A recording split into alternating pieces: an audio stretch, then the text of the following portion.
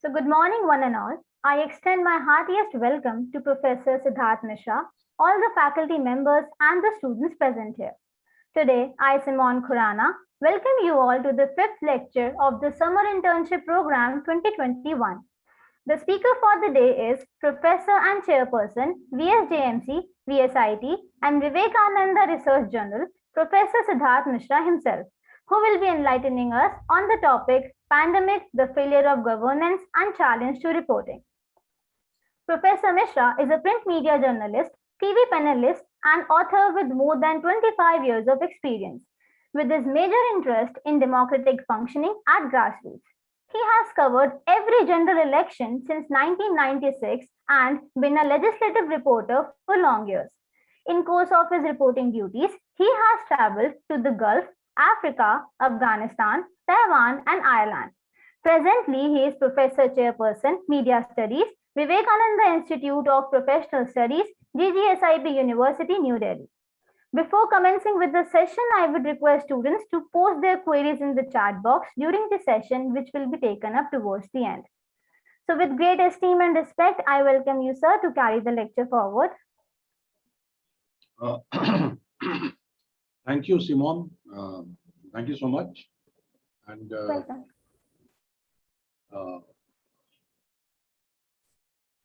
I think you have been. Maninder, how has been the experience of the students in past 3-4 lectures? Can you give me a feedback so that? So it was very interesting. Like if more questions will be answered, that is like it has definitely edge over like speaking at length. So they have certain doubts and certain questions. Some are very innocent questions, but still, if authority is answering, that carries weightage. So I guess if more questions will be there and you are addressing those particularly, that will help for sure. Thank you so much. So सवाल पूछना बहुत जरूरी है. जिंदगी के अंदर सवाल होने बहुत जरूरी है. सवाल पूछना बहुत जरूरी है, खास करके पत्रकारों के. Anyway, so you see, we are now on the last of the lecture.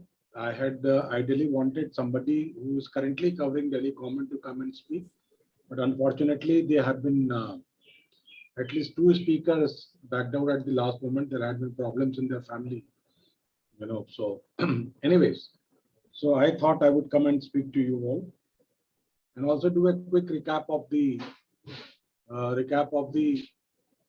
what you call the lectures that you have had so far. I think I sat through all the lectures. All the lectures were very, very relevant lectures. But, you know, you all must realize one thing, that, you know, the people, the media persons who come and speak here, they are not in the mold of your professors, your lecturers in the class. So it's very difficult for them to give a lecture. You know, it's very difficult for them to give a lecture in a formatted lecture. If you recall, when we had Mr. Praveen Jain come and speak for us, from the word go, he said, start asking me questions. And when you ask them questions, then they share their life's experiences and they share their, you know, anecdotes and this thing, which become very, very relevant in context of what is being taught to you in the class theoretically. So it's very important that you ask questions. I will largely today's mode would be that the topics which I would touch would be, I would also share some examples with you for that. And and then of course, I would be open to as many questions as you ask. You see, print journalism. And when I say print journalism, today in post-COVID world, it is just not about newspapers, but it's also about writing on the portals, right? So largely the same skills are being employed. The journalistic skill, जो pre-press की skills जो है, जो लिखने की, edit करने की, headline देने की, ये photo लगाने की, जो data amplification जिसको कहते हैं digital world में, तो ये जो pre-press की जो सारी चीजें हैं, जो पहले अखबारों के दफ्तर में होती थी या होती हैं अभी, वही एक न्यूज पोर्टल के भी न्यूज रूम के अंदर होता है। You must bear this in mind that अगर आप प्रिंट का अगर आप इंटर्नशिप कर रहे हैं या प्रिंट के बारे में पढ़ रहे हैं, राइटिंग स्किल्स सीख रहे हैं, एडिटिंग स्किल्स सीख रहे हैं, हेडलाइंस गिविंग स्किल्स सीख रहे हैं, तो आपके लिए ये काम डिजिटल जर्नलिज्म में भी आएगा। What has changed is the mode of production. That after the story is dispatched to the for production, there it gets printed on a newspaper, and here it gets uploaded on a portal. That is the difference which is the actual difference which is there. Now, most of the newspapers today have their own portals, and all their stories get uploaded there. All their information gets uploaded there. And most of the newspapers also have their e-papers through which you can subscribe. Especially these e-papers became very, very popular during the pandemic and during the lockdowns, when supply of physical papers became very difficult. तो उस वक्त ये जो e-papers थे वो बहुत काम आए और लोगों ने पढ़ा। लेकिन एक गौर करने वाली बात ये है कि जिन लोगों ने those of us who were writing of the print medium, print को राइट ऑफ बहुत बार किया गया। 1990 में जब कंप्यूटर्स आए तब प्रिंट को राइट ऑफ कर दिया गया, जब टेलीविजन आया तब प्रिंट को राइट ऑफ कर दिया गया, और अब जब पोर्टल का जमाना आया है तो प्रिंट को राइट ऑफ कर रहे हैं, लेकिन प्रिंट राइट ऑफ होता नहीं है। So even as I have been constantly monitoring my the hawker, newspaper hawker who comes to my house and delivers the newspaper, and he not only delivers in my apartment block but in several other. His business went to nadir, it went to nil at one point of time. But me myself, who is a great connoisseur of print newspapers, I also stopped taking newspapers from him at some point of time, and I told him that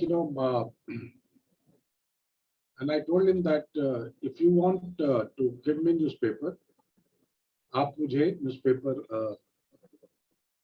just a moment. If you want to give me newspaper, आप मुझे newspaper you give me newspaper at later date, लेकिन आपको जो commission newspaper hawker का commission होता है, जो 2 रुपए का अखबार आपको मिलता है, उसमें करीब 40 पैसे अखबार वाले को होते हैं। तो अगर मेरे अखबार का बिल 1000 रुपया महीना आता था तो 200 रुपये अखबार वाले को जाते थे। मैंने उसको 300 रुपया महीना दिया, लेकिन मैंने उसे अखबार नहीं दिया, because there was a fear कि this newspapers were cause of spreading coronavirus and all that, although it all proved to be wrong. But he has managed to restore his business greatly. He is still to reach the level that he was at some point of time. लेकिन अब ऐसा नहीं है, उसने अपने business को काफी हद तक रेस्टोर कर लिया।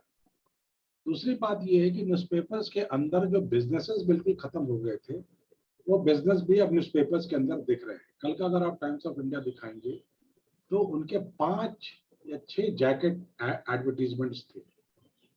Jacket advertisement is front page के पहले जो एडवर्टीजमेंट है। तो और दिल्ली में अगर कोई जैकेट एडवर्टीजमेंट छप रहा है तो एक एडवर्टीजमेंट की वैल्यू, एक पेज के एडवर्टीजमेंट की वैल्यू मुझे लगता है कि 10 से 12 लाख रुपए से कम नहीं है। तो आप लगा लीजिए कि एक दिन में दिल्ली में छपने वाले टाइम्स ऑफ इंडिया ने कम से कम 1.25 करोड़ 1.5 करोड़ का बिजनेस किया होगा। तो अगर आप में से कोई अगर ये कभी सोच रहा है कि बस अब प्रिंट की इंडस्ट्री बंद होने वाली है और प्रिंट की इंडस्ट्री खत्म होने वाली है, तो उसके लिए ये समाचार है कि ऐसा कुछ होने वाला नहीं है। मैं सैटरडे को I went to a consultancy in Ministry of Defence, जहाँ पे बहुत ही एमिनेंट लोग थे, people at the level of head chief marshal and lieutenant general and such people, and there was a discussion and there was somebody was trying, but then 80 to 85% of the people said कि भाई अखबार जब तक हाथ में लेके नहीं पढ़ो, अखबार पढ़ने का कोई। And these are people from different generations. They were young officers also, they were old officers. So like you might show off, लोग किंडल पर भी पढ़ते हैं, लेकिन किताबें भी बिक रही, ऐसा नहीं किताब नहीं बिक रही, किताबें भी बिक रही। उनके बिजनेस एंड प्लस टेक्नोलॉजी का एक रोल है, उसी टेक्नोलॉजी का एक बहुत अहम बहुत बड़ा रोल है टेक्नोलॉजी का, प्रिंट को मजबूत बनाना। प्रिंट को पहले के टाइम में जमाने में, I was to study in boarding school in Dehradun, तो दिल्ली से अखबार छप के आता था जो सुबह 11 बजे आता। आज के तारीख में उत्तराखंड में, हल्द्वानी में और देहरादून में दोनों जगह मीडिया के हब है। और जब मैं एडिटर था देहरादून पायनियर का, तो जोशी मठ जैसे रिमोट जगह पर हमारा अखबार दिन में 1 बजे पहुंच जाया करता था। और अखबार हम देहरादून में नहीं छापते थे, अखबार हम पंचकुला में छापते थे, जहां से पंजाब और हरियाणा दोनों के अखबार। इतनी अच्छी मशीन्स आ गई, they were so print so quickly.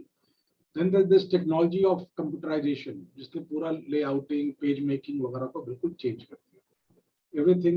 everything is today, हर एक चीज जो है वो एप्स के मार्फत काम हो रहा है, और ये सॉफ्टवेयर्स के मार्फत काम हो रहा है। जो सॉफ्टवेयर्स आप क्लास से पढ़ाए भी जाते हो, इन डिजाइन, कॉर्क एक्सप्रेस, इन पे सारा काम हो रहा है, पेजेस बन रही हैं। और पहले के ज़माने में ये कंप्यूटर्स आने के बाद भी, मैंने जब करियर शुरू किया 91-92 में, तो कंप्यूटराइजेशन शुरू हो गया था। In fact I was the part of the first computerised paper which was launched in India. 1991 में पायनियर न्यूज़पेपर का दिल्ली एडिशन जो लॉन्च हुआ था, that was the first fully computerised paper.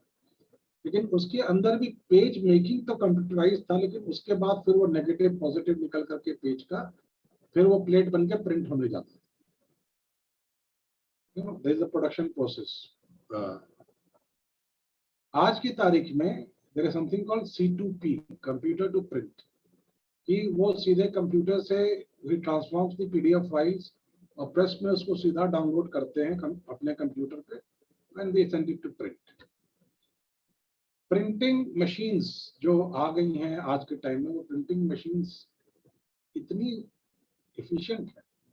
वो प्रिंटिंग मशीन्स आपको, मतलब आप ये लगा लो, हमारा करीब 10,000 कॉपी छपता था न्यूज़पेपर का, and we had hired services of Amar Ujala Press. Why should we set up our own press? I'll tell you why we did not set up our own press. Press setup करने में बहुत expenditure होता है, infrastructure expenditure होता है, और हमारा print out 10,000 का था। तो we hired services of Amar Ujala press, 10,000 copies. You see, it took about 10 to 12 minutes to upload the reel as in newsprint का reel होता है बहुत बड़ा बड़ा, जो क्रेन उठा करके मशीन पे लोड करती है। It another took 4 to 5 minutes to do the rough running, and in another 10 minutes the newspaper was done and downloaded as in printed form. छाप करके फोल्ड करके 16 पेज अखबार के उतार के बंडल बना के रख देता, and another 10 minutes to download the reel.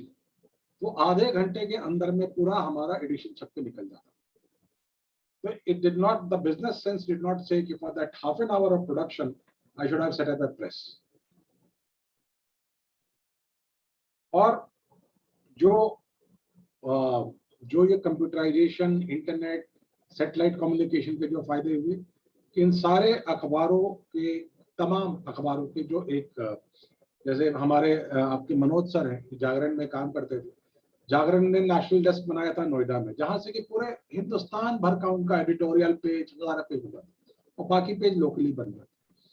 अंग्रेजी अखबार में, while sitting in Delhi in Pioneer newspaper, we made pages for 7 newspapers in this country, 7 editions in this country. Punjab, Uttarakhand, Lucknow, Delhi, Bhopal, those cities, and it would get downloaded and get printed. वो PDF पे भेजने का तो उसके पहले एक और software था, और था।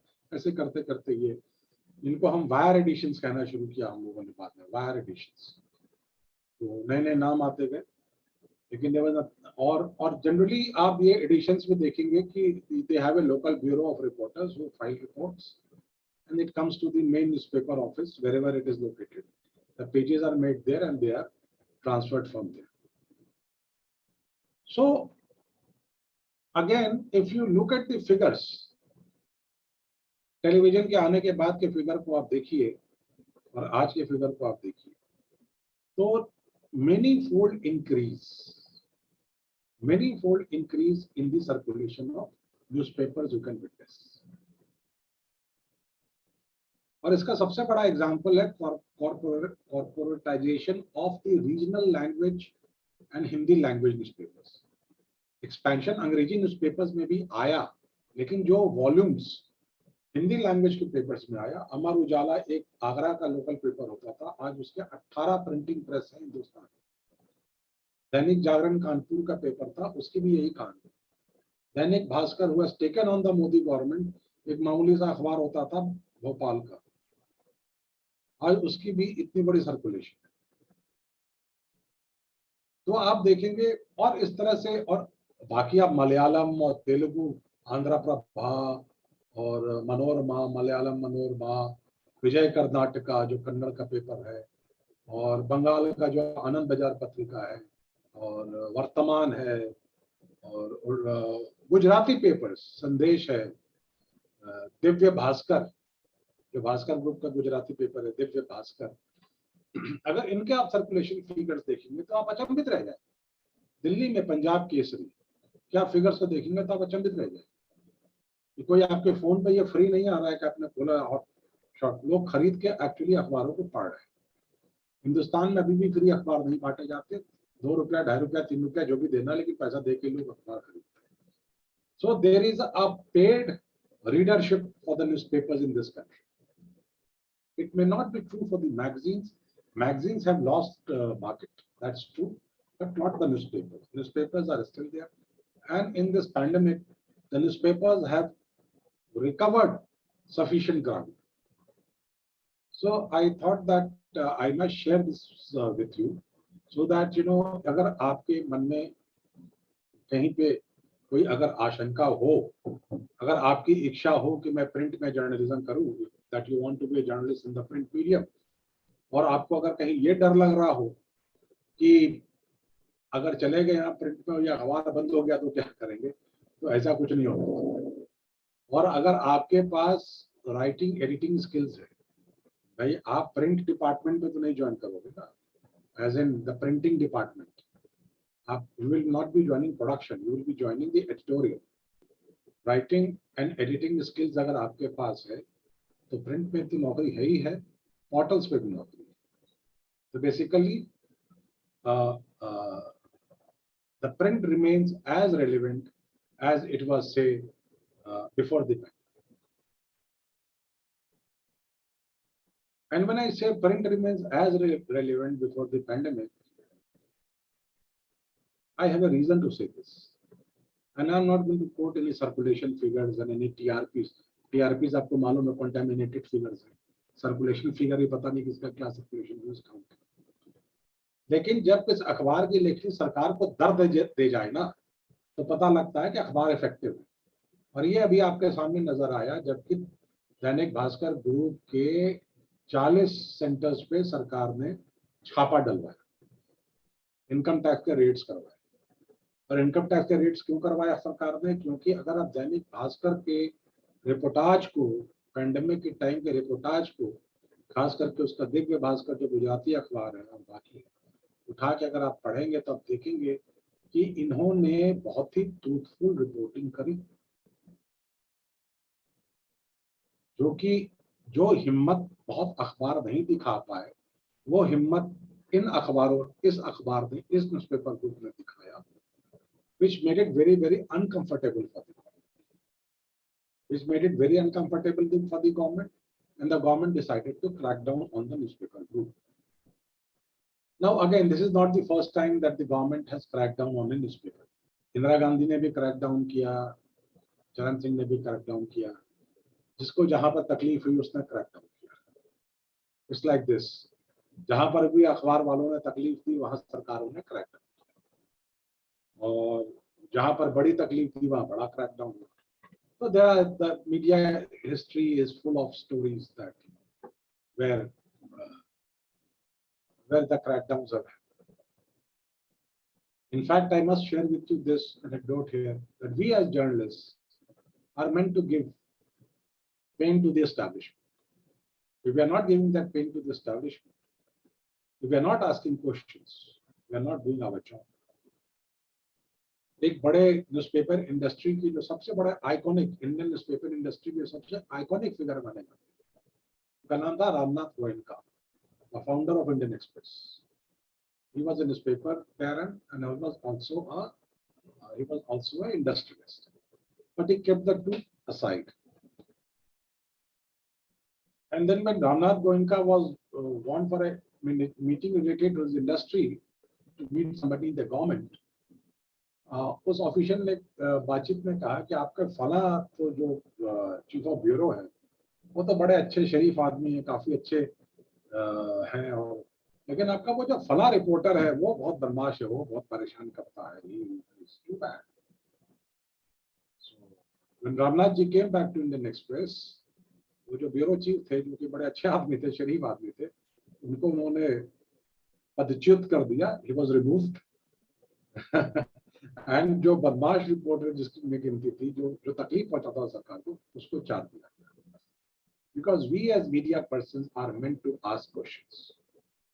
If we are questioning the government of the day, we are not doing any anti-national exercise. We are meant to ask these questions. During the और अब जब मैं प्रिंट की बात करता हूं, प्रिंट से इतनी तकलीफ क्यों होती है? क्योंकि प्रिंट की एक लेगेसी है और प्रिंट की एक क्रेडिबिलिटी. प्रिंट में जो बात कही जाती, कल भी मैंने कहा, लोग कहते भाई अखबार में छपना है. प्रिंट में जो एक बात छपती है वो लोगों के जहन में उतर जाती है. लोग ये मानते हैं कि ये बात सही है और वो चर्चा का विषय रहता है. अनलाइक टेलीविजन, देखिए टेलीविजन हमारे देश में क्या है, सॉरी मतलब फॉर सेइंग दिस, और मैं खुद टेलीविजन से मैंने बहुत पैसा कमाया अपनी जिंदगी में. मैं बहुत जगह पैनलिस्ट ये वो बोलना ठीक है, टेलीविजन में पैसा भी बहुत है, अखबार से ज्यादा पैसा है टेलीविजन. लेकिन टेलीविजन क्या है? वो ठुमके की पत्रकारिता है कि कौन सा टेलीविजन का रिपोर्टर बेहतर ठुमका लगाएगा कैमरे के सामने, वो ज्यादा चलेगा. और इसका आपने एग्जांपल देखा लास्ट ईयर पैंडेमिक के टाइम में, जब कोई खबर नहीं, कुछ नहीं है, तो ये जो है वो जो एक था रिपब्लिक न्यूज वाला प्रदीप भंडारी, वो दौड़ते हुए बोल रहा है, कभी ऑटो रिक्शा में बैठ करके न्यूज डिसेमिनेट कर रहा है, कभी अरे are we here to see a tamasha और are we here to watch a news item? You see, news is serious business. और इन टेलीविजन वालों ने इसको बहुत ही ट्रिवियल बिजनेस कर दिया. तो इसीलिए अगर आप कंपैरिजन करेंगे टेलीविजन प्रोग्राम्स का, तो आपको मालूम होगा कि जो प्राइम टाइम शोज हैं, जितने ये सारे प्राइम टाइम शो मिलकर के टीआरपी दिखाते हैं, उतना टीआरपी तो अकेले स्टार टीवी का कोई सीरियल दिखाता है. Why does that happen? Because people don't trust you for your news. And if your channel has to be seen only for the purpose of entertainment, why not see pure entertainment and this kind of entertainment? खैर, anyway, तो ये एक basic अंतर है कि अखबार की लेखनी इतना दर्द क्यों दे जाती है, but stage for ever, stage for ever. और जो अखबार में खबर छपती है, जो लेगेसी है, जो ट्रेनिंग है, जो कल्चर है अखबार का, बहुत ही डिस्कस्ड, वेल आर्ग्यूड खबर लगती है कि सरकार को अपने आप को डिफेंड करना मुश्किल है. लोग मुकदमे लड़ते हैं, अखबार की क्लिपिंग्स दिखाते हैं, उनके कोट्स दिखाते हैं, उनका आर्गुमेंट दिखाते हैं। कई बार कोर्ट को एडमिट करना पड़ता है अखबार के रिपोर्ट्स को अपने जजमेंट्स में। तो ये ब्यूटी होता है अखबार के रिपोर्टिंग का। तो अब हम जो बात कर रहे थे कि अब अखबार को इतना बढ़िया, वो लेगेसी और कल्चर की जो हमने बात करी, अखबार की लेगेसी और कल्चर, अखबार की लेगेसी और कल्चर जो है वो कैसे आता है, उसका जो इफेक्टिवनेस है वो कैसे आता है, हाउ डज दैट कम। देखो टीवी वाला तो कैमरा लेके दौड़ रहा है, वो मैं ओलंपियन के साथ दौड़ रहा हूँ उसके ग्राउंड में, मैं ये कर रहा हूँ, इमेजेस क्रिएट कर रहा है, लोग देख के हंस भी रहे हैं, खबर क्या है पता नहीं, डिबेट्स में तुम बेवकूफ हो, you are idiot, you are stupid चल रहा है, वो लोग वो देख रहे हैं। लेकिन अखबार में तो एक कुछ रिटन वर्ड है जिसको इंगेज कर रहा है कोई रीडर बड़े सीरियसली, वो कैसे होता है, हाउ डज दैट हैपन। वो बहुत इंपॉर्टेंट चीजें हैं, वो चीजें हैं नॉलेज एंड लैंग्वेज, आपका ज्ञान और आपकी भाषा, नॉलेज एंड लैंग्वेज, ज्ञान और भाषा, एंड बोथ आर कॉम्प्लीमेंट्री। अगर आपके पास ज्ञान नहीं है और आपकी भाषा कितनी भी अच्छी हो तो नहीं पड़ेगा।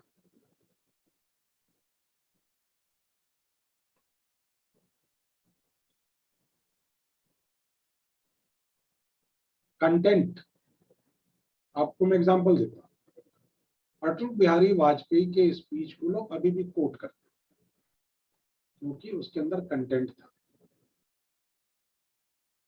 और Shashi Tharoor who suppose to be a very good orator, उसको लोग किससे याद करते हैं, उसने कोई स्टूपिड से वर्ड्स लैंग्वेज यूज की, but that does not sustain his argument in the market. What sustains the argument in the market is ज्ञान भी हो और भाषा भी, दोनों होने चाहिए। अगर वो दोनों चीजों का मिक्स नहीं है आपके पास तो आपकी रिपोर्ट नहीं बनती। और यहीं पर न्यूज़पेपर इंडस्ट्री के अंदर दो रोल होते हैं, डिस्टिंक्ट रोल होते हैं, एक रिपोर्टर का और एक डेस्क पर्सन का। रिपोर्टर जो ज्ञान और डेस्क पर्सन जो भाषा, जो आपके रिपोर्ट को जिसके अंदर आपने ज्ञान की बातें रखी है उसको एडिट करके वो निकालता है। कई बार ऐसे रिपोर्टर्स होते हैं जो कि जिनका बराबर का की पकड़ होती है भाषा और ज्ञान दोनों के ऊपर, तो ऐसे लोगों के बारे में जब अखबार में उनको प्रशंसा कैसे मिलती है कि डेस्क वाला कहता है I edited your copy today, it's such a clean copy, I did not need to change even a comma or a full stop। तो एक लिखने वाले के लिए, एक रिपोर्टर के लिए इससे अच्छी बात, इससे अच्छा कॉम्प्लीमेंट अपने कंटेम्पररी से नहीं मिल सकता कि जब वो कहता है कि तुमने इतनी अच्छी कॉपी लिखी and he is examining your copy critically कि that I did not have to change a comma और ए फुल स्टॉप। और अगले दिन जब आपकी कोई रिपोर्ट छपी हो और वो रिपोर्ट पर आपको अगर फीडबैक आए, भाई आज के ज़माने में तो बहुत सारे ट्रॉल वॉल होते हैं, रिपोर्ट को आप सोशल मीडिया पे डालते हो, उस पर कुछ जवाब आते हैं, लेकिन पहले के टाइम और प्रिंट में अभी भी लोग आपकी रिपोर्ट को पढ़ करके अगर ये कहें कि आपकी रिपोर्ट तो बहुत ही उम्दा रिपोर्ट थी, आपकी रिपोर्ट में तो हमने ये देखा, हमने ये जाना, आपकी रिपोर्ट को, अब जैसे मैं कॉलम लिखता हूँ, हर एक मंडे को मैं कॉलम आता है, मुझे सबसे आनंद मेरे कॉलम को लिख करके तब आता है। I don't know if you people are aware, we have a very seasoned professor in our college called professor N. Venkata Rao. He is chairperson of the law school. Professor N. Venkata Rao for 10 years was vice chancellor of National Law School, University, Bangalore. जब professor Venkata Rao मेरे article के ऊपर comment लिख करके भेजते हैं तो मेरे लिए बड़ा सेंस ऑफ सेटिस्फैक्शन होता है। इतना विद्वान, इतना पढ़ा लिखा, इतना जानकार आदमी अगर वो मेरे आर्टिकल के बारे में कोई दो शब्द कह रहा है तो वाकई मैंने कुछ अच्छा काम किया होगा। और एक अच्छा राइटर वही होता है, मैं आपको चीज और बताऊं, कि कभी भी आप एरोगेंस में बताएं कि भाई मैं तो बहुत अच्छा लिखता हूं, मुझे कोई क्या बताएगा कि मैंने बहुत अच्छा लिखा। भाई जानता हूं मैं बहुत अच्छा लिखता हूं। That's the wrong way of judging yourself. You should always be ready for critical scrutiny. You should always be ready for critical. और अब बात आई कि भाषा और ज्ञान का अर्जन कैसे हो, दो चीजें, इनका अर्जन कैसे हो, तो बहुत आसान है। It's not difficult at all. रोज सुबह एक पेपर पढ़ डालें, उसके अंदर दो आर्टिकल मन लगा के पढ़ जाइए। कोई बढ़िया स्पोर्ट्स रिपोर्ट हो, कोई बढ़िया फिल्म का रिपोर्ट हो, कोई बढ़िया न्यूज रिपोर्ट पढ़ जाइए, एंड यू विल लर्न कि कैसे ज्ञान की बातें होती हैं और किस भाषा में की जाती है। और भाषा की का स्ट्रेंथ के बारे में हम लोगों ने कल चर्चा की थी कि एक हेडलाइन ने जेसिका लाल केस को बदल दिया। नोबडी किल्ड जेसिका लाल। ये भाषा का कमाल था जिसने कि पूरे हमारे लीगल सिस्टम के हेल्पलेसनेस को कैप्चर किया। ये भाषा का हुनर है, ये भाषा का कमाल। This is the talent of language, this is the strength of language, this is the potency of language, right? So when I am saying this, so I recall few years, तो काफी साल हो गए, I was to work in this paper then, और तब हमारे relationship Bangladesh से बहुत अच्छे नहीं थे। We were used to have border skirmishes with Bangladesh also, और बांग्लादेश के ने हमारे कुछ सोल्जर्स को मार दिए थे। अटल बिहारी वाजपेयी उस समय प्राइम मिनिस्टर थे और बांग्लादेश ने हमारे सोल्जर्स को मार दिए थे। और जब उन्होंने उसकी डेड बॉडी भेजी थी, वो जो बीएसएफ का जो असिस्टेंट कमांडेंट था बॉर्डर सिक्योरिटी फोर्स का, उसको जैसे मरे हुए जानवर की बॉडी को बांस के ऊपर उसके एक तरफ उसके पैर बांधे थे, एक तरफ उसकी हाथ बांधी थी, और बांस पे बैम्बू पे लटका करके भेज दिया। वो फोटो छपी नहीं सकती। और लोग ये पूछ रहे, लोगों में ये बात आ गई कि भाई that badly, but Atalji said, was counseling calm. He was counseling that we should not be aggressive, we should act restrained. तो जब वो तस्वीर आई तो हमारे अखबार में एडिटोरियल छपा अगले दिन सुबह, और उसका हेडलाइन दिया गया, बेंड बट डोंट जेन्युफ्लेक्ट। ये भाषा का कमाल, बेंड बट डोंट जेन्युफ्लेक्ट। अंग्रेजी पढ़ने वाला आदमी अगर जेन्युफ्लेक्ट शब्द नहीं भी जानता होगा तो वो खोजेगा क्या कहना चाह रहा है। तो बेंड झुकना होता है, और जेन्युफ्लेक्शन कहते हैं जैसे आप चर्च में जब नीज के बल बैठते हैं, तो बेंड बट डोंट जेन्युफ्लेक्ट। ठीक है, दोस्ती के लिए आप सर झुका सकते हैं, लेकिन आप बिल्कुल अपने ठिकाने पर मत आ जाइए।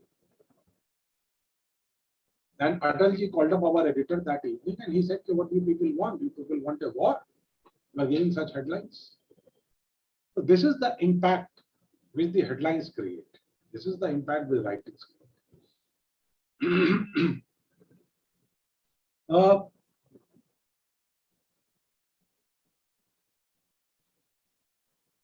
During the current pandemic, we'll come to the today's, now that we have dealt with the background.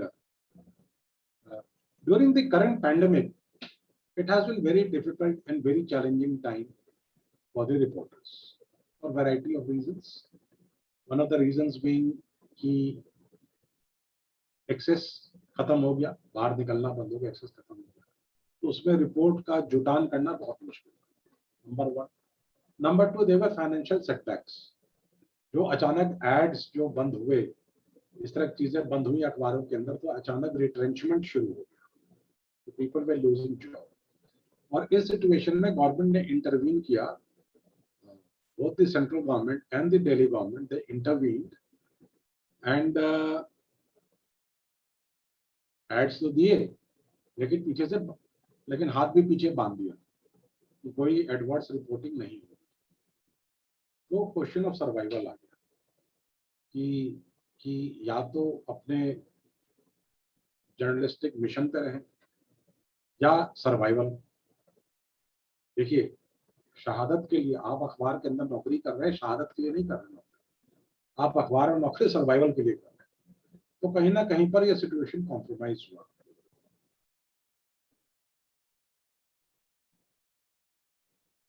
मैं सरकारों के खिलाफ लिखता हूं ज्यादातर, मेरी ट्रेनिंग है, मेरी आदत है।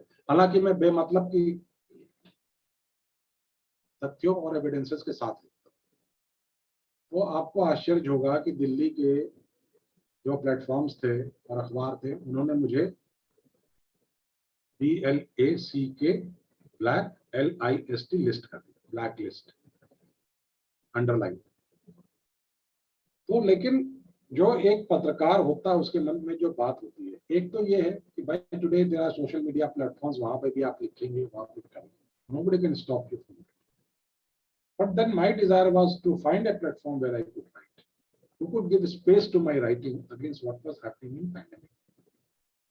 I was lucky enough to find a newspaper.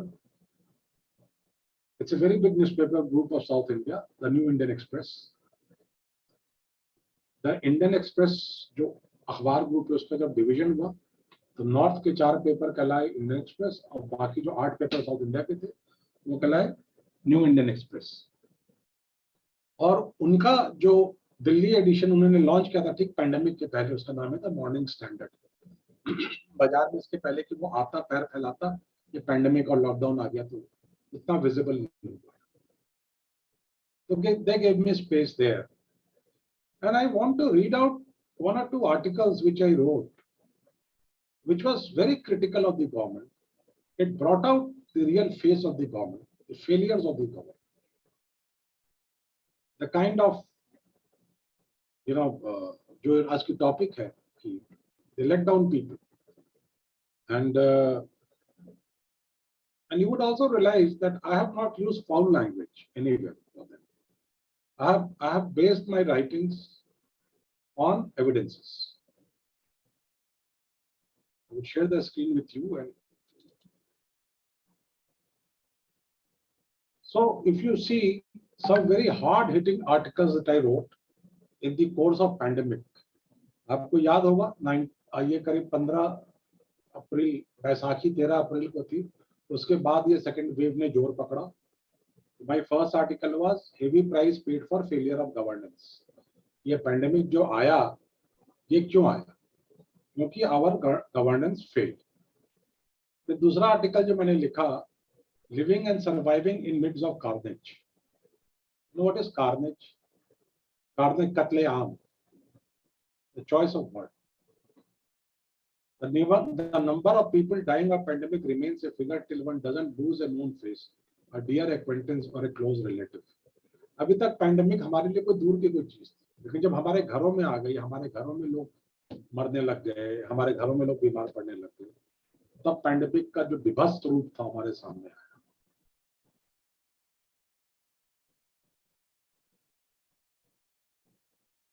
और जो तीसरा था, our world is on fire. जैसे कहते हैं world is on fire, FIRE, fire, और हमने उसको चेंज किया, our world is on fire, PYRE। Fire क्या होता है? फायर होता है वो लकड़ी का जो समूह जिसके ऊपर लाश को रख करके जलाते हैं। So our world is on fire. So this is choice of words. I'll read a few lines.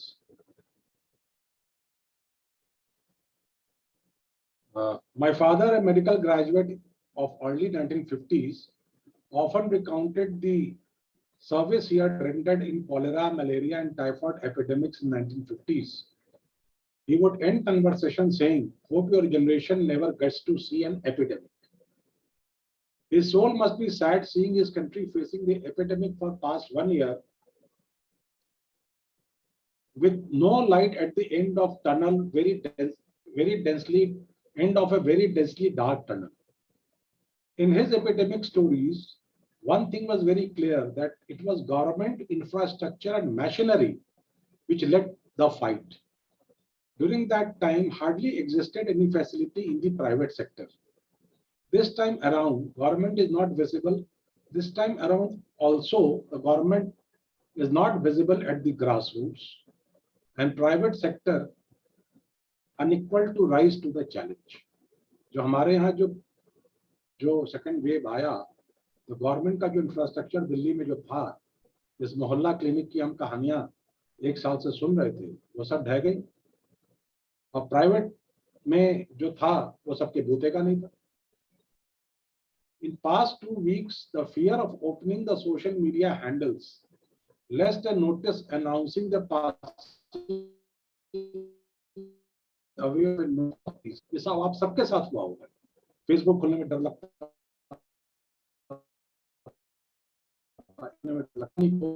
Writing obituary has become difficult as many are dying young still to have lived a full life to be written about. Obituary लिखना, कुछ लोग obituary, मैं भी obituary लिखना में बड़ा महारत माना जाता है मुझे, लेकिन जब बहुत यंग लोग आपके आसपास मरने लग जाएं, जिन्होंने पूरी जिंदगी नहीं जी हो, तो क्या obituary लिखेंगे उनके बारे में. My generation came up feeding on the stories of death, destructions caused by floods and famines. हमारा जनरेशन जो है, हम सुनते थे बाढ़ में लोग मर गए, अकाल से लोग मर गए. Then saw the opening of economy and finally having super power dreams. 90s में हमारी इकोनॉमी ओपन अप करी और हम सुपर पावर IT इंडस्ट्री ये वो उस युग में आ गए. Probably we dreamt much too early, little realizing that political ambitions and corruption and dishonesty in public life could still gnaw at the gains of the decades. Political ambition लोगों के, हमने जी आपके लिए ये कर दिया, वो कर दिया, फलना कर दिया, ठिकना कर दिया, किया कुछ. Corruption and dishonesty in public life. Corruption सिर्फ वो कमीशन लेना corruption नहीं है. आप कह रहे हैं हमने जी आपके लिए बड़ा सा ऐड छाप दिया, स्टार छाप दिया कि हमने आपके लिए इतना बड़ा अस्पताल बना दिया, ये कर, और कुछ नहीं. वो भी मैं कहानी आपको एक बताऊंगा. The country has been left pauper. जो हमने पिछले इतने सालों में गेन किया था, खत्म हो. Pauper is भिखमंगा. So use of slightly better words makes it more effective and more civilized. The country would have been left beggar. मैं ये भी word use कर सकता था, लेकिन मैंने use किया word pauper. Looking for arms from friendly nations, China included. In our fight against catastrophe, which has befell many with bodies in waiting for the vote to arrive for fires to be lit up. शमशान घाट के बाहर लाइनें लगी हुई थी, लाशों की कतार खड़ी थी और लकड़ियां नहीं थी जलाने के लिए. इनको आपको शब्दों में कैप्चर करना है. The government says the people should also be blamed for putting down the guard aka mask. Government कहती है लोगों ने मास्क नीचे कर दिया इसीलिए लोग मर रहे हैं. People indeed need to be blamed for electing a government which comes to power propelled on manifestos of treaties and religious sentiments. Delhi is in bad shape because we have not added a brick to the infrastructure which was built during Commonwealth Games or before it. अब हमने realise किया कोई अस्पताल नहीं है, कोई bed नहीं है, कुछ नहीं है जो 2010 के कॉमनवेल्थ गेम से बन गया था. और हम वोट किस पे देते रहे, किस बात पे वोट देते रहे? फ्री बिजली, फ्री पानी, फ्री राशन, फ्री ये, फ्री वो. पढ़े लिखे लोग, छुट्टियों की बात छोड़ दे, पढ़े लिखे. In search for free electricity and water, we voted out Sheila Dikshit government, which built 39 hospitals over 15 years. The dream of turning Delhi into a health tourism hub has been thwarted by designs of the present city government, which has perfected the art of using acts of non-governance to its advantage by indulging in verbal sophistry and criminal optics. काम कुछ नहीं करना, तमाशा करना।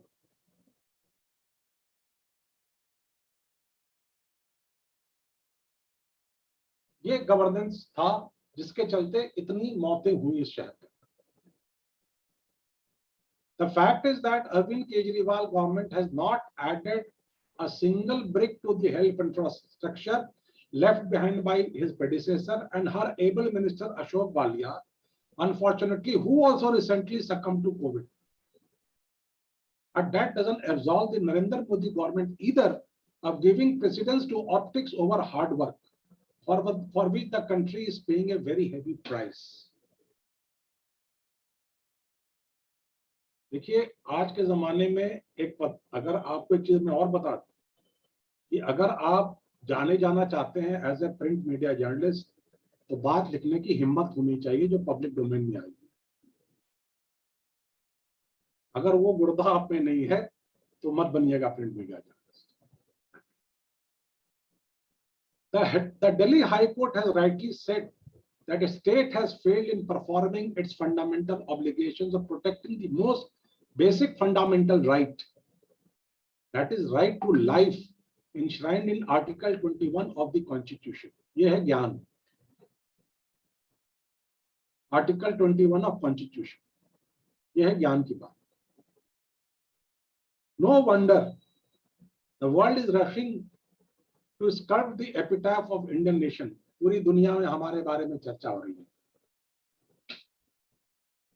India is a finish story, India is a खत्म story. India में पूरी world जो वो मर गया, दानिश जो फोटोग्राफर था बीबीसी का, जो अफगानिस्तान में मर गया, उसकी तस्वीरें जब छपी, भाई यहाँ तो आपने गला दबा दिया, तस्वीरें नहीं छपने दी।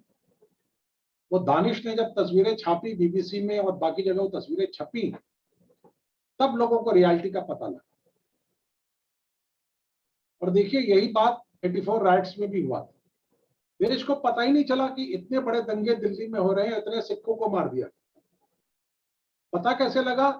जब वो इंदिरा गांधी की शव यात्रा निकली और जब सड़क पे भीड़ नहीं थी, तब लोगों ने पूछना शुरू किया, भाई सड़क पे भीड़ क्यों नहीं है? तब पता लगा कि दिल्ली में 3 दिन से कर्फ्यू लगा हुआ है क्योंकि दंगे हो रहे हैं।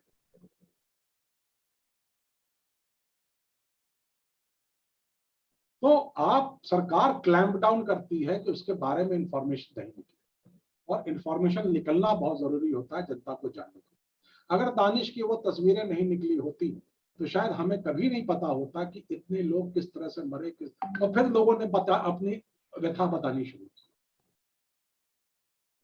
एक शमशान से दूसरे शमशान, दूसरे शमशान से तीसरे शमशान, कहीं तो जगह मिले, कहीं तो लाश को जलाएं।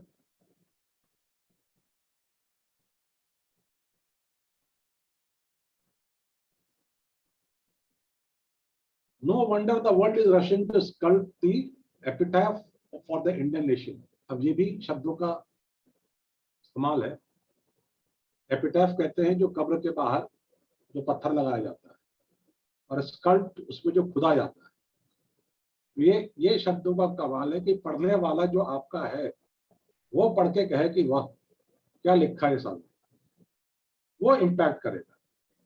तो भाषा और ज्ञान, मैं अपनी कोई प्रशंसा नहीं कर रहा। I am very proud of my writings and I thought I will share this with you. अगर आपको इसमें कुछ गलत हो तो जरूर बताइए मुझे।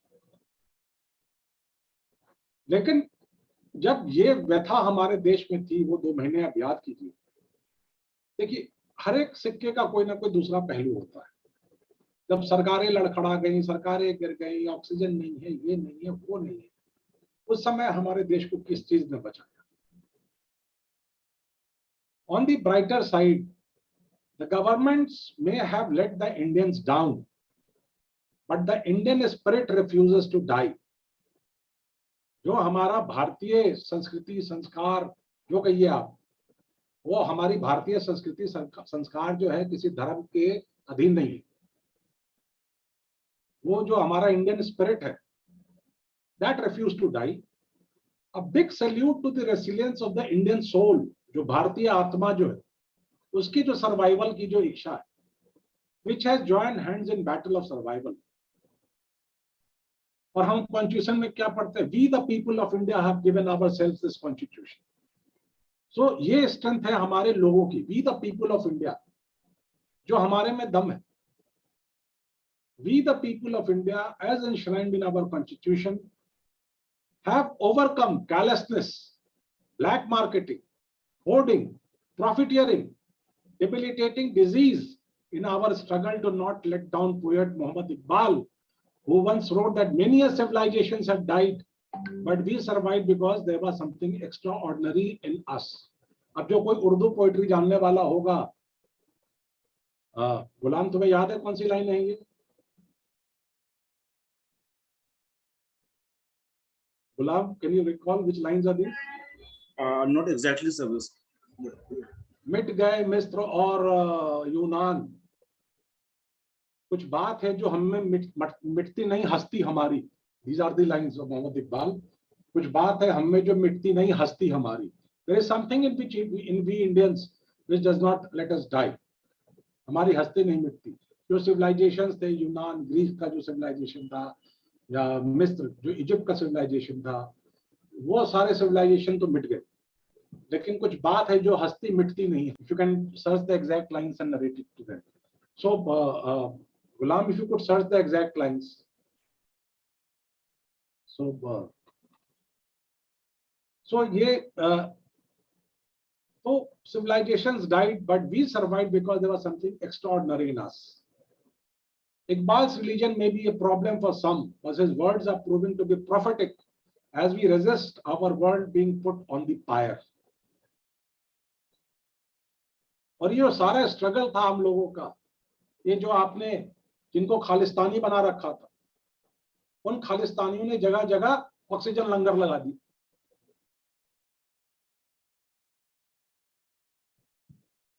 कई लोगों ने एक दूसरे की कैसे कैसे मदद करी। तो वो जो भारतीय सोल जो था, जो इंडियन सोल जो था, which was lying fragmented and scattered under the ideological divides, under this pressure, under this need for survival, it came together and it joined hands. So एक तो ये था, and you see again, yes, मैंने अपने मन की बात कही, but I am also very grateful to my what you call to my newspaper, the New Indian Express, which showed the courage to publish such a hard-hitting article.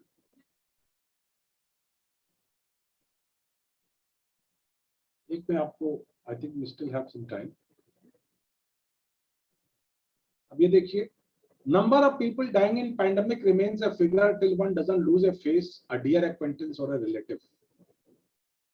There would not be many left in the city of Delhi and its prosperous suburbs to whom death in pandemic would have by now remained just figures. It has become part of painful personal emotions in the majority of the families. हमारे Vivekananda Institute of Professional Studies में we lost 5 people. Thus, government flaunting figures becomes inconsequential as almost everyone is in pain of a grievous loss. जब आप ये बातें करते हैं ना कि 2% लोग ही तो मरे हैं, 1.5% मरे हैं, और वहां तो 75 ये, भाई आपकी आबादी इतनी बड़ी है,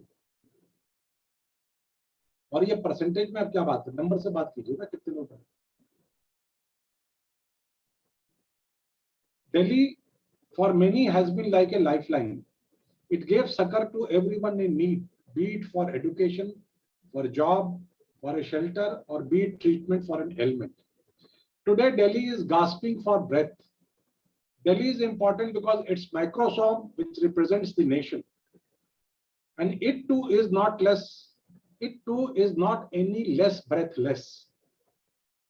दिल्ली में भी इतने लोगों का दम फूल रहा है जितने कि पूरे हिंदुस्तान में फूल रहा था। दिल्ली कोई बचा हुआ नहीं था।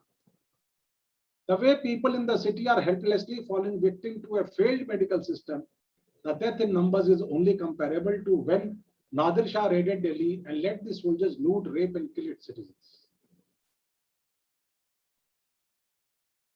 नादिर शाह का दिल्ली रेड, लोग कहते हैं दिल्ली में सबसे ज्यादा मौतें जब नादिर शाह ने दिल्ली को रेड किया था और उसने उसके बाजार में उसके 1-2 सोल्जर्स को मार दिया गया था, तो उसने अपनी तलवार बाहर निकाल ली थी और कहा था जब तक मैं अपनी तलवार को अपने म्यान में नहीं रखूंगा तब तक मार काट करो दिल्ली में।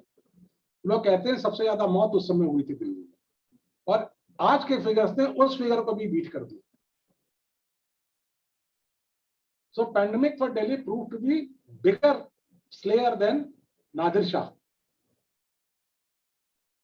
The current narratives going around the city are just not about people dying because oxygen was not available, but their struggle to survive and make every attempt to live despite death staring in their face. लोग मरना नहीं चाहते थे, लोग जीना चाहते थे, और उसको इस सरकार के अकड़मेता ने मारा, नादिर शाही सरकार के अकड़मेता ने मारा। The struggle to get life-saving drugs, which the government announces to have lowered the prices, is being sold in the black market, last heard at 45 times higher than the printed cost. सरकार ने इश्तहार निकाल दिया, हमने दाम कम कर दिया है, लेकिन जो दवा खरीद रहा था उससे पूछो ना कितने में खरीद रहा था।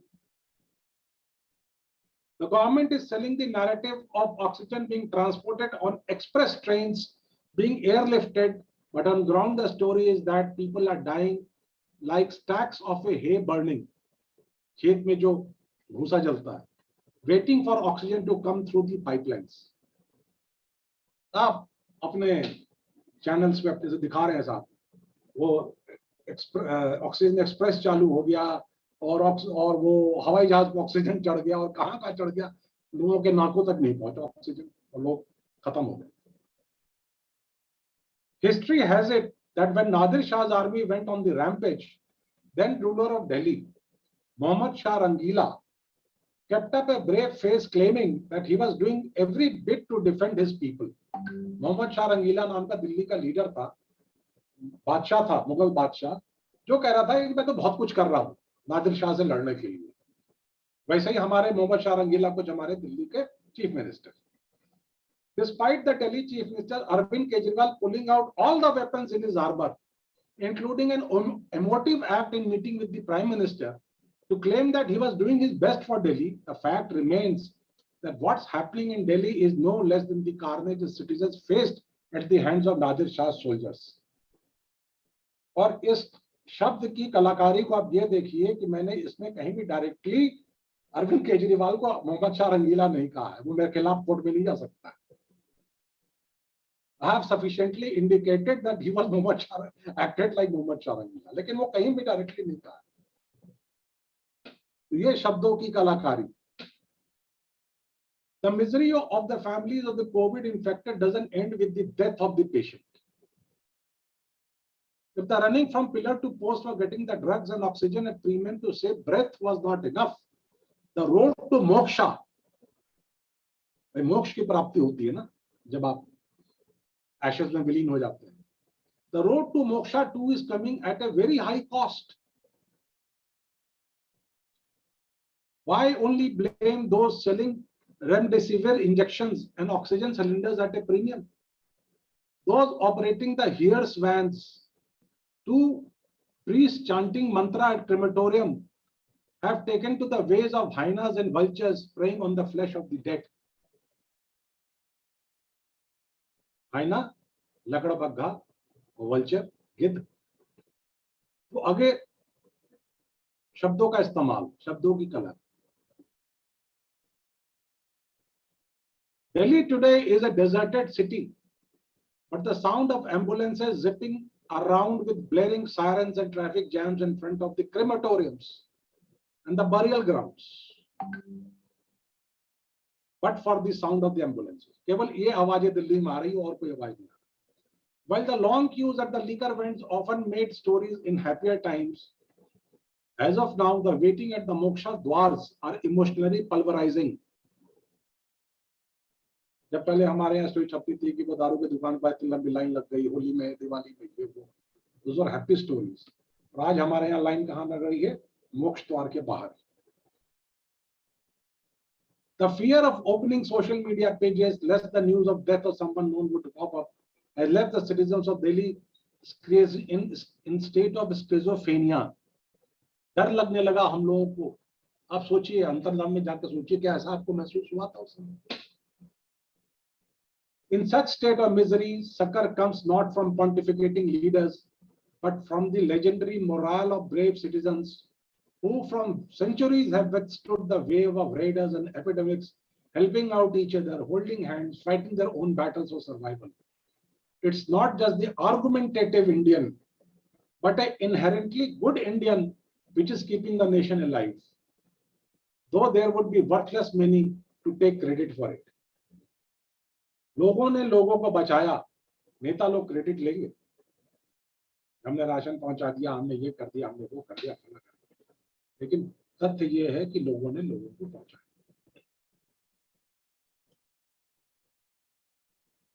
So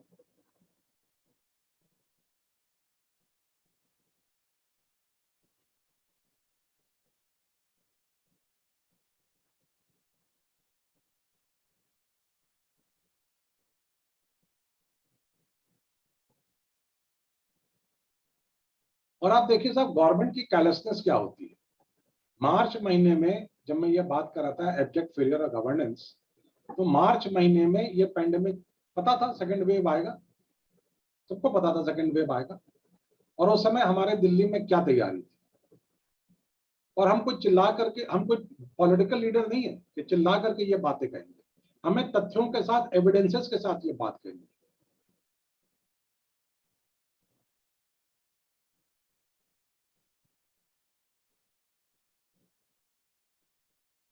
अब आप ब्लेम गेम की, सेंटर ने खराब किया जी, स्टेट ने खराब किया जी, सच थिंग्स.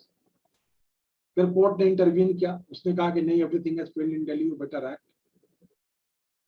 तो क्या तैयारी थी दिल्ली गवर्नमेंट की, आप देखिए.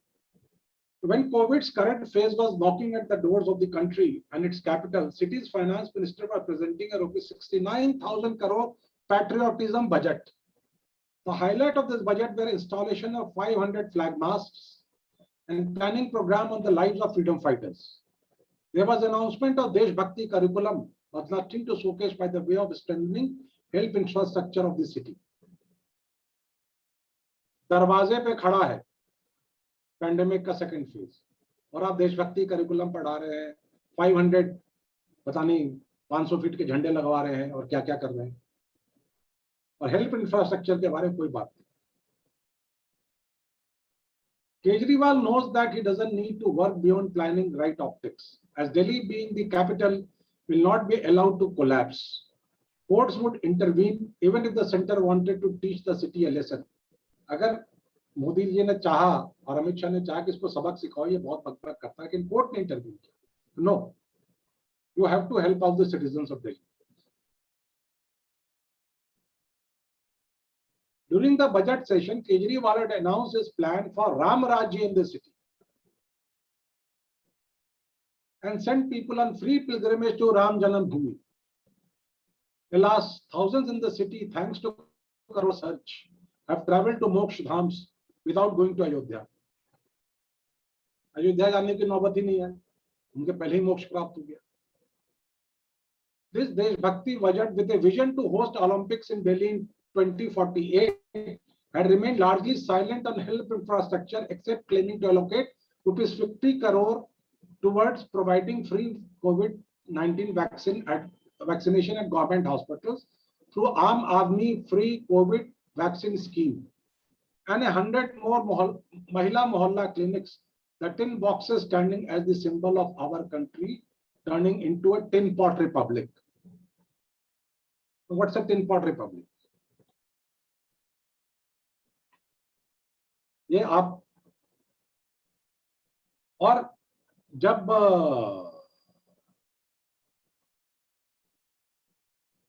तो ये जो कुछ फ्रेजेस में आपको पढ़ के बता रहा था, पढ़ करके सुना रहा था, वो इस करके बता रहा था. These were some of the samples. बाकी आप इसके वेबसाइट पे जाएंगे, मेरे नाम प्रिंट करेंगे. बाबा के बारे में भी कुछ लिखा हुआ है. बाबा भी प्रॉफिट कमा रहा था, इसने भी कुछ कम नहीं उत्पाद मचाया.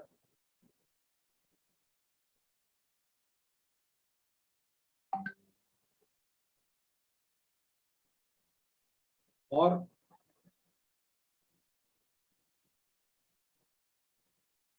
ये अगर आप पढ़ेंगे इसको तो आपको ये पता लगेगा कि मैं कोई आयुर्वेद के खिलाफ नहीं हूँ, मैं आयुर्वेद को इस्तेमाल करता हूँ, लेकिन मैं प्रॉफिटेरिंग के खिलाफ। और एक बीजेपी के एमपी ने ही बाबा के योगा को कोला योगा का नाम दिया। संजय जायसवाल करके उनके मेंबर ऑफ पार्लियामेंट है, बिहार बीजेपी के प्रेसिडेंट है। उन्होंने कहा था कि Jaiswal has come to give a name cola yoga to the new trend in our society. कि बाबा योगा के नाम पे कुछ भी बेचता है।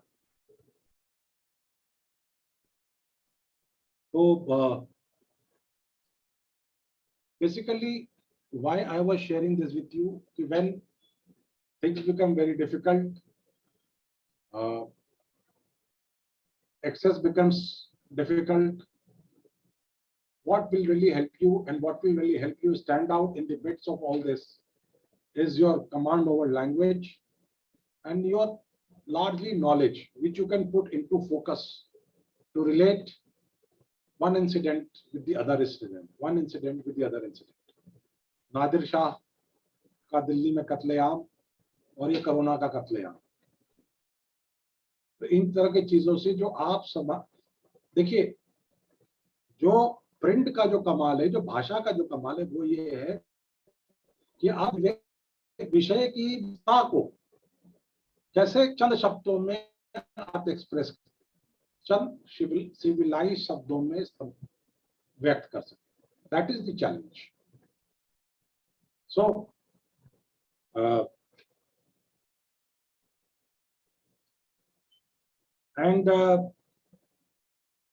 I have always, in my life, I have always tried myself to be what you call, be very, very civilized in my conversations, especially in my writing script. And I learned a very, very early lesson on this.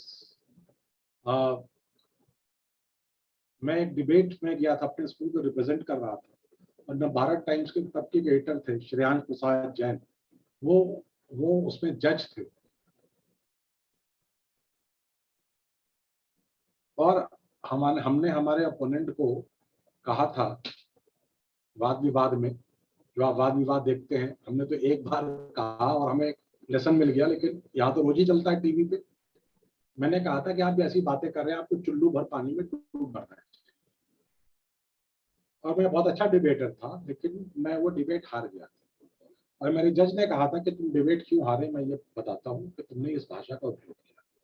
और फिर उन्होंने एक example दिया कि 65 के war के बाद Tashkent में जब Lal Bahadur Shastri when he went there for negotiations, Lal Bahadur Shastri 5 foot 1 inch के आदमी थे, छोटे गद्दार। और पाकिस्तान के जो तानाशाह थे जनरल अयूब खान, वो करीब 6 फुट 6 इंच के आदमी। तो जब वो शास्त्री से मिले, देखिए you have to be firm in your life. मैं जो कह रहा हूँ आप समझिए बात, आपको फर्म होना चाहिए लेकिन सिविलाइज्ड होना चाहिए। जब वो शास्त्री से मिले, उन्होंने शास्त्री पर कटाक्ष किया और कहा, mister Shastri, when I talk to you I have to look down upon. तो शास्त्री जी ने जवाब, हाँ जनरल, आप बिल्कुल ठीक कह रहे हैं, ये तो मैं ही हूं जो आपसे हमेशा सर ऊंचा करके बात करता हूं।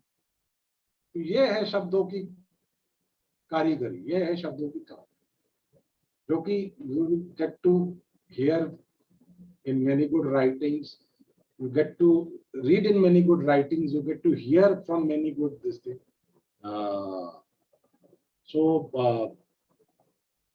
I think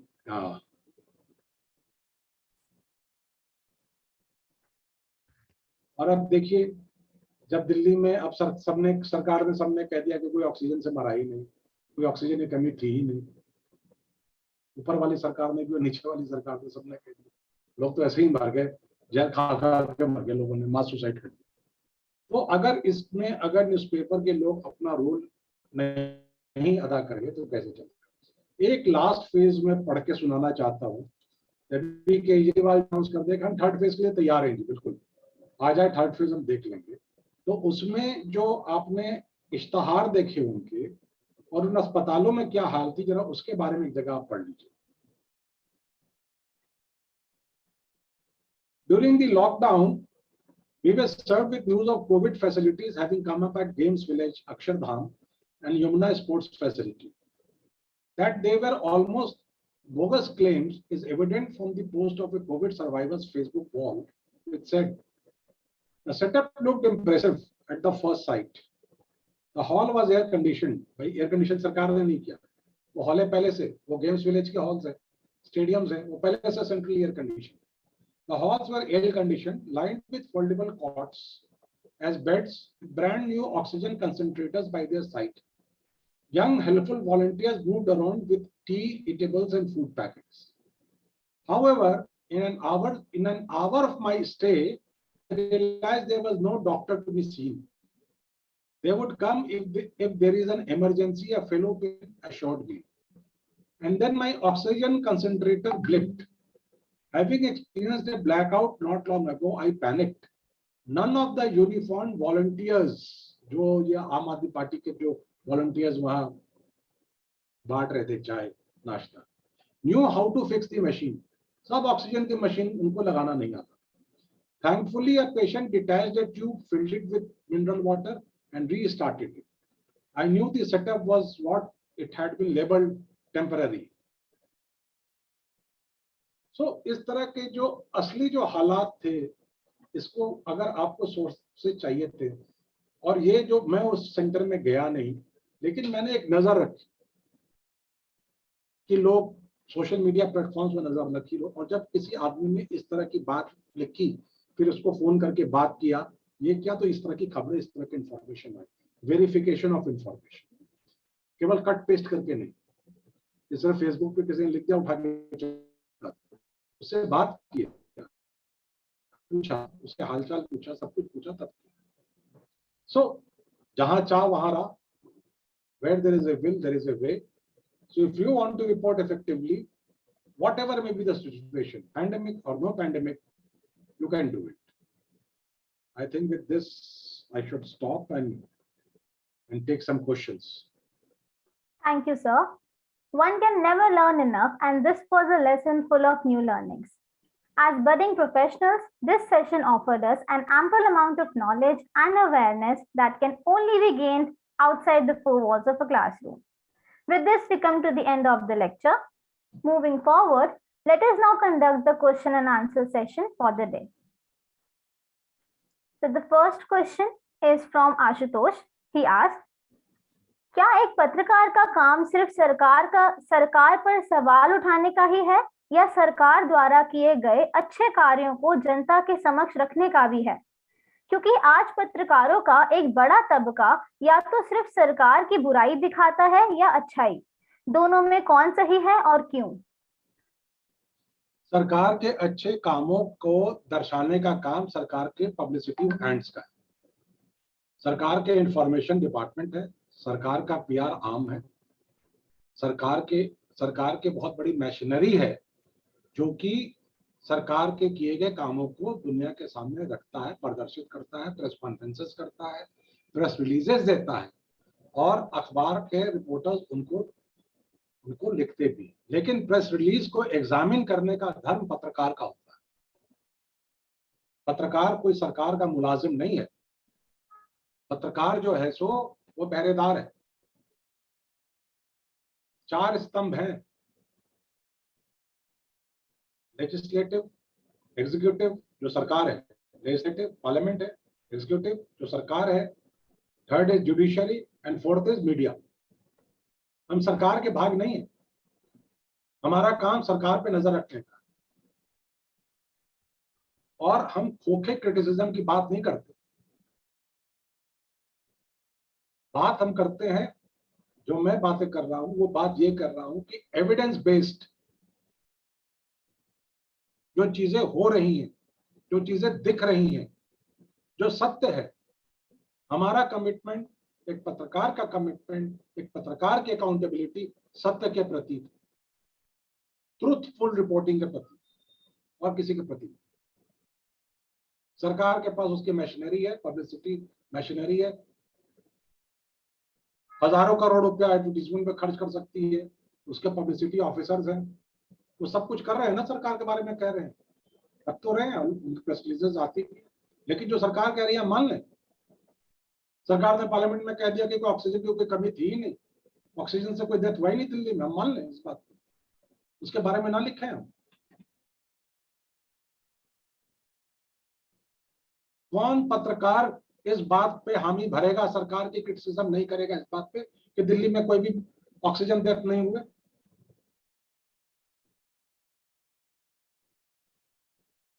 ये एक बहुत बुरा कल्चर हमारे देश में आज की तारीख में पैदा हो गया है कि सरकार जो है, सरकार अपने गुर्गे पाल रखे हैं सरकार ने, और सरकार उन गुर्गों और डिस्क्रेडिट जो एक बेचारा पत्रकार जो कि सत्य की रिपोर्टिंग करता है, जो कि ट्रूथफुल रिपोर्टिंग करता है, उसको डिस्क्रेडिट करने की। मैं तो तुम्हारा तो काम ही है कि तुम ये देखिए, मैं रवीश कुमार की भी कोई तरफदारी नहीं कर रहा हूँ, ना कोई उसकी वकालत कर रहा हूँ, ना उसके पत्रकारिता का मैं कभी हिमायती रहा हूँ।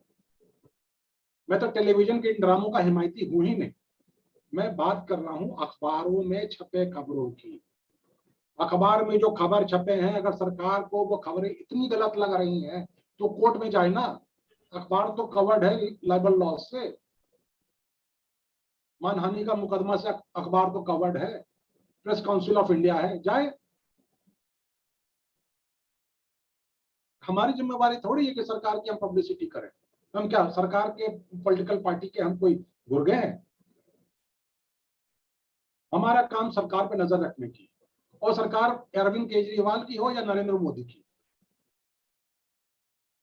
It doesn't matter to me, it should not matter to a journalist. अगर उसी पत्रकारों के लिए एक अंग्रेजी में शब्द यूज किया गया, न्यूज हाउंड। हाउंड क्या होता है? German shepherd. तो अगर आप या तो न्यूज हाउंड हो सकते हैं या आप पोमेरियन हो सकते हैं, लैपटॉप जाके गोद में बैठ जाए, HMV, हिज मास्टर्स वॉइस। और कोई भी गैरत वाला पत्रकार ऐसा बनना नहीं चाहेगा। But criticism should be evidence based.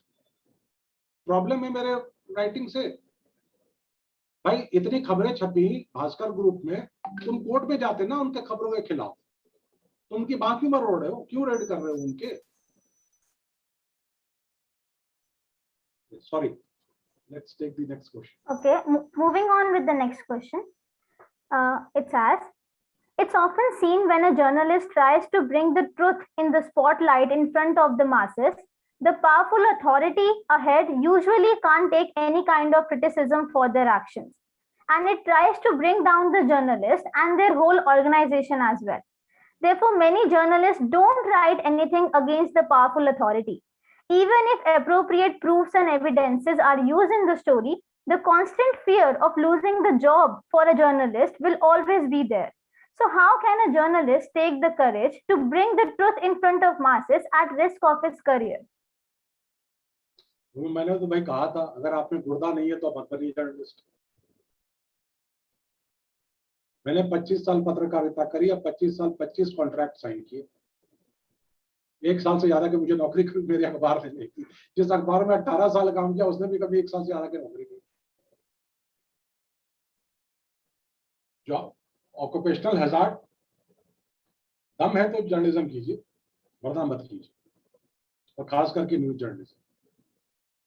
दम है तो कीजिए। Okay sir, thank you. आएगा, सरकार के खिलाफ लिखेंगे, सरकार छोड़ेगी थोड़ी, काउंसिल करेगी, पुचकारेगी, समझाएगी, नहीं समझेंगे तो बाहर रोड देगी, ये तो है।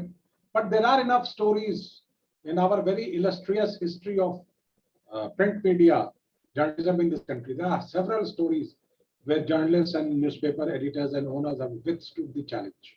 कल भी एक कहानी प्रमोद ने बताई थी आप लोगों को, महोबा की SP वाली कहानी। ऑक्यूपेशनल हैजार्ड्स हैं, ये सब चलती रहती चीजें, कोई इससे इतने घबराने की जरूरत नहीं।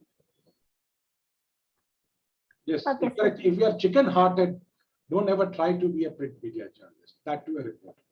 Yes. Very apt. Okay sir, the next question is, Major BJP leaders, including Amit Shah and Narendra Modi, has repeatedly encouraged the people to come and attend their rallies. Yet, how can they criticize people not following COVID guidelines when they are a part of a problem?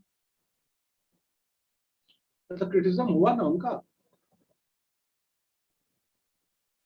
वो जो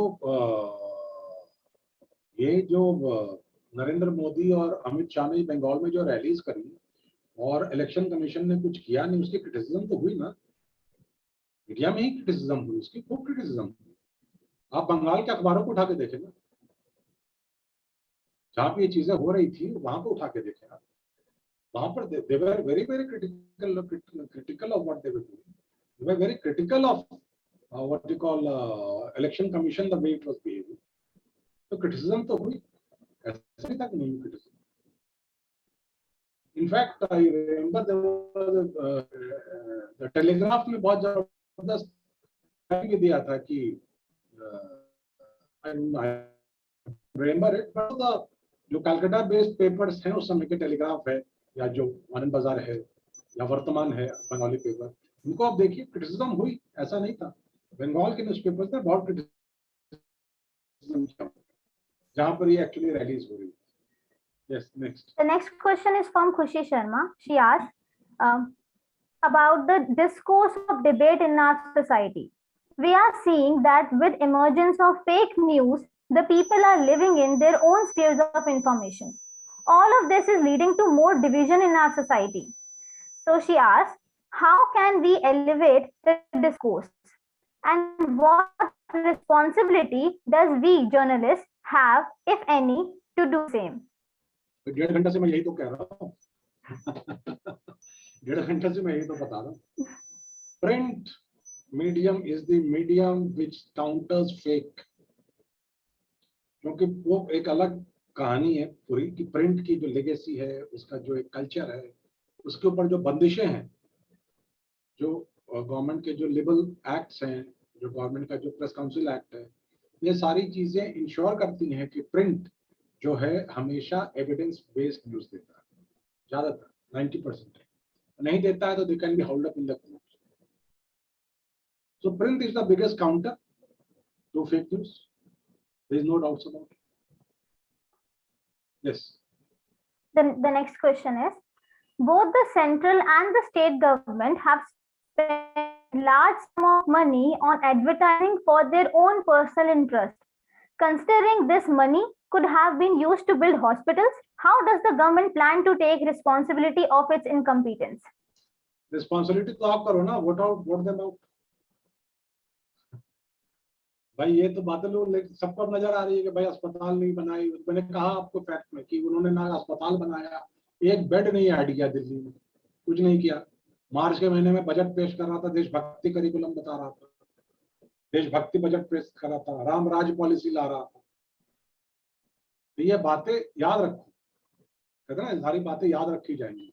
ये बातें याद रखो, ऐसा ना हो कि जब वोट देने का टाइम हो तो वो कहते हैं फ्री बिजली दूंगा, फ्री पानी दूंगा, फ्री इंटरनेट कनेक्शन दूंगा, और आपने वोट लगा दिया। तो फ्री राइट टू हेवन भी दे दिया इसने काफी लोगों को। तो ये चीजें याद रखने वाली। Yes. Okay, so now we are taking the last question for the day. It's from Harshita Khandelwal. She asked about what are the things we should ponder upon before electing the government in the next general and assembly elections. Track record देखिए, track record देखिए, और दूसरी बात है कि ये देखिए कि कोई सरकार जो प्रॉमिस करती है, जो किसी मॉडल के बारे में बात करती है, वो कितना तथ्यात्मक है, उसके अंदर कितना ये। इनफैक्ट मैं आपको एक इसके लिए पढ़ के एक आर्टिकल सुना देता हूँ कि अभी केजरीवाल जी एक दिल्ली मॉडल बेच रहे हैं। He is selling the Delhi model.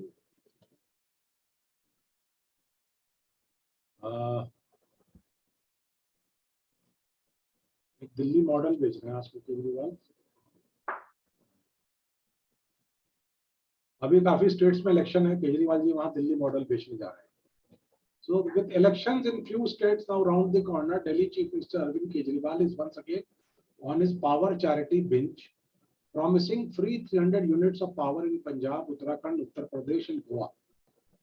He is hawking the Delhi model of subsidizing power charges. It's true that Kejriwal has subsidized power bills since 2014, but this was made possible through the power reforms which were implemented in National Capital in 2002. If the present day researchers on power reforms in Delhi were to do a project, the keywords would be SBI cap, Discom, Transco, Genco, and power theft. According to a recent report, the power theft in National Capital has come down from 55% in 2002 to 7.5% in 2020. In technical terms, this could be called aggregate technical and commercial losses, primarily caused by theft. The gains on this ground are also to be understood in terms of growth in power supply.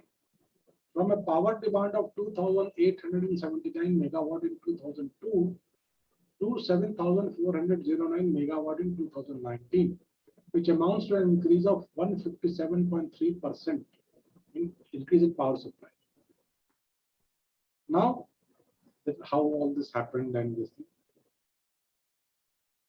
So, अगर आप इसको estimate लगाए कि जो power theft बंद हुआ हमारे यहाँ 55% power theft था और 7.5% power theft. So, according to rudimentary estimates, the reduction in E&T losses has saved discoms and their consumers, discoms and distribution companies, over rupees 1.2 lakh crore in the last 19 years. That is, each percentage of A, T, and C loss reduction had saved around rupees 250 crore for Delhi consumers. This is the genesis of the Delhi model of Arvind Kejriwal, which has its roots in reforms of 2002. Despite the manifold rise in power demand, there has been no electricity tariff hike since 2014, as the savings by the way of AT and C losses have provided cushion to Delhi discoms to ensure business continuity in absence of tariff hike, even though operational cost has increased.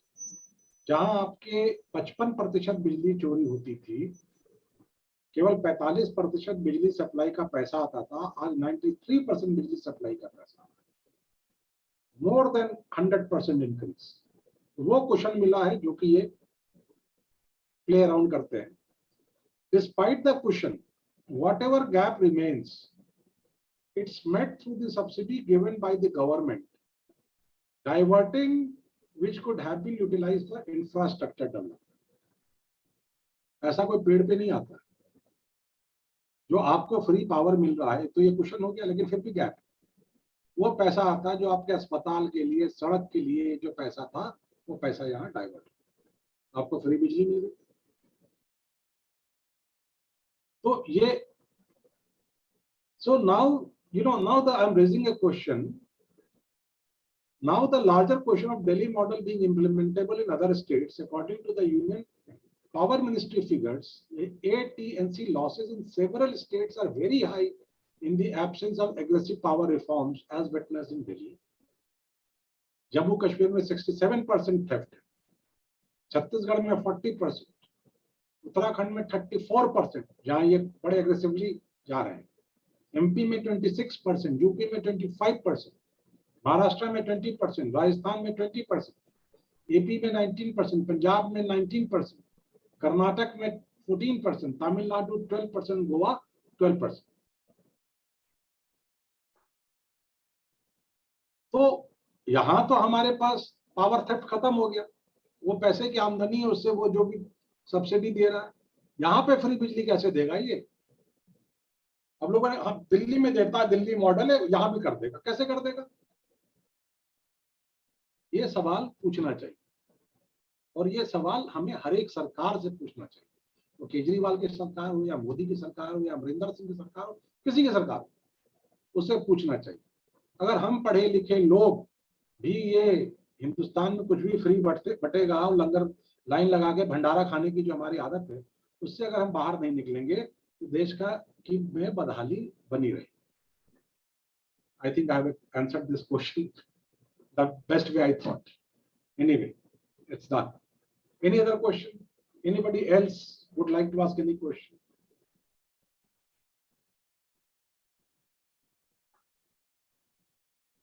Chal. Anyway, yes. Okay, sir. Thank you, sir, for answering the queries. By this instructive and structurized webinar, I'm sure the attendees imbibed the most out of it. I would now like to conclude the 5th lecture of this summer internship program 2021 and would like to thank everyone for being such a great audience.